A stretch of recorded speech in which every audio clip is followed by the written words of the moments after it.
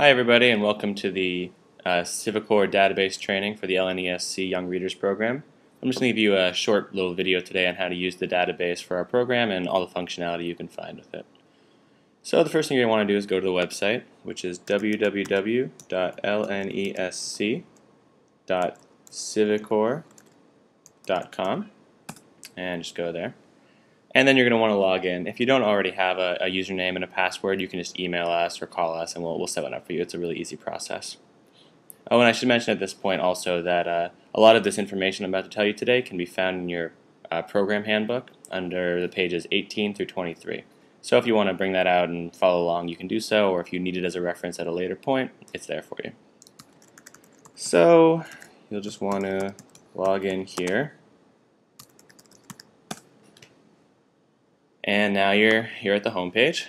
This is where we post, or you can post comments and questions about the database, and we can post responses to you. So it's a good resource. You can see the questions that have been posted in the past, and you might want to check them out at some point, especially if you're having a problem. Maybe we've already answered your question. If not, you can post a new question, or always feel free to email or call us. That's fine as well. Okay, so here's the database, and we use the database just basically to keep track of different information for all the programs we're running. And the way we do that is we want everyone to have their own program listed in the database, and we can, use that to organize all the information. So what that means is you're going to have to create your program. So if you go over to the left-hand side here, to the Programs tab, and you go into that, you can see that we've got all the programs listed for all the lnesc programs. What we want you to do is go up here to the top right and add a new program, so you can do that yourself. And your screen might look a little different than mine because I've got some options that you probably won't have. You won't have this affiliate information, so you won't have to worry about that. What you will have to do is enter your class name. And what we'd like that to be for all of you is Young Readers 2010 through 11, and then your site, which would be the city that you're in. So if you're in Miami, you write Miami. And then the sponsor or the funder for the site. For most of you, that'll be either P&G or Verizon. If you're unsure about who your sponsor is, you can always just call or email us and we'll let you know. And then in a little description about what the program is, you can find the sample description on page 18 of the handbook. That works if you want to use that, or if you want to just make up your own description, just a little blurb about what the program is basically. Your start date obviously is the date that you're starting the program. And you can just go over here and choose one, however you like. And then there's the end date. We understand you don't have an end date fixed yet, at this point in the year. You can just estimate an end date, and then at a later date we can go in and change it. And class type, you'll leave blank. School, I don't have any schools listed in my menu, but you will. So when you go here, you'll click the drop-down menu, and then you'll select whatever school you are. If for some reason your school's not listed in this drop-down menu, again, just email us or call us and we'll be able to fix that for you. And then organization, you'll also leave blank. And then you'll go ahead and submit this information. I'm not going to do that because obviously I haven't really filled out the entry, but you can just see, you'd submit it and that would be good. Okay, and then once you've submitted the information, we're going to need to add all of your students into the program. So you go up to the top left-hand corner to the Youth tab and click on that. And by the way, now we're on page 19 of the handbook, so if you want to follow along there, turn to page 19. And you can see this is where you'd find all of the youth that are associated with lnesc programs. And there's quite a few of them. You can go through them all with the letters. But what you're going to want to do is add all of your students to this list so they'll be entered as well. So for each of your students, you're going to have to add a new entry. So you go up to the top right-hand corner here, and you click Add a New Youth. And once that's loaded up, you can see there's a whole bunch of information to fill out. You don't have to fill out all this information. A lot of this information won't pertain to the Young Readers program. The information you will have to fill out you can find on page 19 of the Young Readers program handbook. And it's basically just some basic contact info and information about the students and their families and parents, emergency contact information, and some financial info for the family. So if you just go to page 19 of your handbook, you can find out all the information you'll have to fill out. But basically, again, just fill out all the information you need to do so. And once you're done with all of that, you would go down here and click Submit. And you're going to have to go ahead and do this for all of your students. And I know it's a little tedious, but you only have to do it once, and then you're done. So let's pretend we've gone ahead and done all that. So we've got all of your students entered. The next thing you're going to need to do is enroll all of your students into your program. So we'll go back to the Programs tab on the left-hand side. And, we haven't actually created a program for any sites, so I'm just going to go ahead and choose somebody's old program just as an example.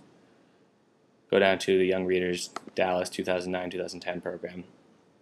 So here's a completed program. You can see we're in the tab now. And when you go into your program, it'll look pretty similar to this. And what you're going to need to do is go to your Youth tab in the program, and you're going to have to enroll all of your students. When you first go in, this will be blank. The reason this list is full of students is because the Dallas program from last year obviously has all their students already enrolled. So what you're going to want to do is you're going to search for your youth. So you go into your program and say you've got a student named Joseph.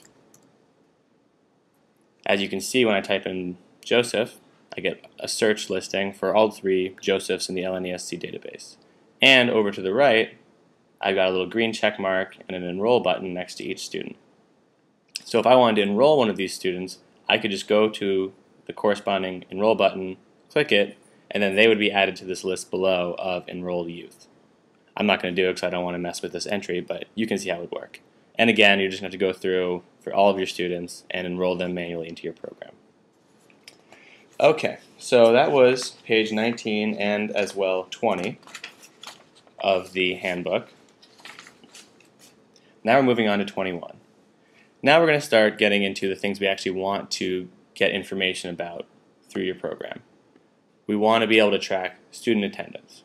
So what we need you to do is for every lesson we want to have a corresponding attendance entry. So what you will do is normally go into your Programs tab on the left-hand side, and then go up here to Attendance tab right here. And this is blank. But what you'll want to do is you'll want to add an entry for each of your lessons that you have. And it's pretty straightforward. You click on Add an Entry, and you would just put an attendance date for the lesson you're talking about, the topic, how many hours it was, and then any comments you want to add. And you can see down here there's a nice little easy-to-use list of all the enrolled youth in the program, and you can just go through and make sure, click on the ones that did not attend or did attend, and just go through and do that. And then you'll just hit submit, and we'll have the listing for your lesson. And we'd like it if you guys can do this for all of your lessons so we can get a good attendance listing for that. Another good thing that this program does is if you go into the Attendance tab and you go over here to Attendance Sheet, if you click on that, and we'll open it, and you can see that that thing will actually make a nice attendance sheet for you to use for your classes. And if you want, you can use that and just print it out and use that for your attendance sheets. If not, you don't have to, but I think it's a nice little thing that the program does for you. Okay, so here we are back here. I'm just going to close out of that. So now you've been putting in your attendance information. That's all done. And that'd be page 21 of your handbook. Now we're going to move on to page 22. And this is over here on the left-hand side. You've got a Staff tab. You want to go ahead and click that. And this will bring you up, kind of like the Youth tab. This is a list of all the staff we have associated with different lnesc programs. And what you're going to want to do is, if you're not already listed on here, you're going to want to go up here to the right-hand corner and add yourself. And again, you won't have this affiliate thing, but it's a pretty quick entry. You just type in your first and last name, your email address, your password, and then under Security Profile, just put yourself as administrator. And then you would go ahead and click Submit. So I'm not going to actually do that. I'm just going to go ahead and choose one of the people that we've got. And I'll go ahead and choose Ellie Rodriguez. So you're into your staff listing now. And the reason that we have this is because we like to get feedback from all of our teachers and staff members about the program so we can constantly improve it. So the way we like to do this is through surveys based on all the lessons. So when you go into your staff tab, you've got all these tabs up here, and the one we'd like to use is this one called surveys. If you click on that, you can see that we've got entries over on the right hand side for all the different lessons. We don't actually have all of them yet, but we have the first 10 for right now, and we'll have more as the program progresses. So what you do is after you finish, say, the first 4 lessons, you're going to want to come over here and click on the Add a New Entry tab.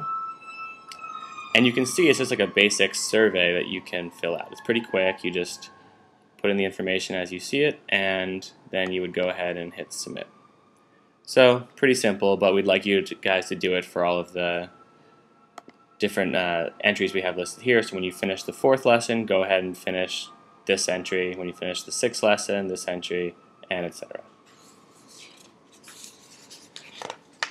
And that would be page 22 of the handbook. And now for the last page is 23. We've got activities. And that you can find over here on the left-hand side under the Activities tab. And this is basically a place for you to put in any activities that don't fit into the normal curriculum, that aren't pre-listed in the curriculum, such as if you have any guest speakers or celebrity readers, people coming in from the community to talk with your students, anything like that would go under your Activities tab. And this is the same idea. You just want to add a new activity every time you do one. So you go over here to the top right corner, you click Add a New Activity, and you would just fill out the activity name, the description of the activity, the date, the type, the school, and the hours, and all of that. So it's pretty straightforward, and it's just a way for us to keep track of all the activities that people are doing. And it's also a nice resource for other teachers or coordinators to see what kind of activities other people are doing with the program. It gives people some good ideas. Okay, so that's pretty much all the information that we would like you guys to be filling out in the database. Just remember, we'd like to have the database updated fairly often. Every 2 weeks or so would be ideal. And that's just a good way for us to keep track of how the programs are progressing, and like I said, gives us a lot of good feedback through your surveys and through your activities and various entries about how well the program's going and how we can improve it. Okay, so as I've said before, you can find a lot of this information in your program handbook under pages 18 through 23. You can also always post comments over here in the Home tab. If you go to the left-hand side, here you are at the Home tab again. And you can post comments, read past comments, and we'll try to answer to all of your questions that you've got. And then as well, you can always feel free to call us or email us, and we can respond to you that way. All right, well, I hope this was informative, and let us know if you have any questions. Thanks.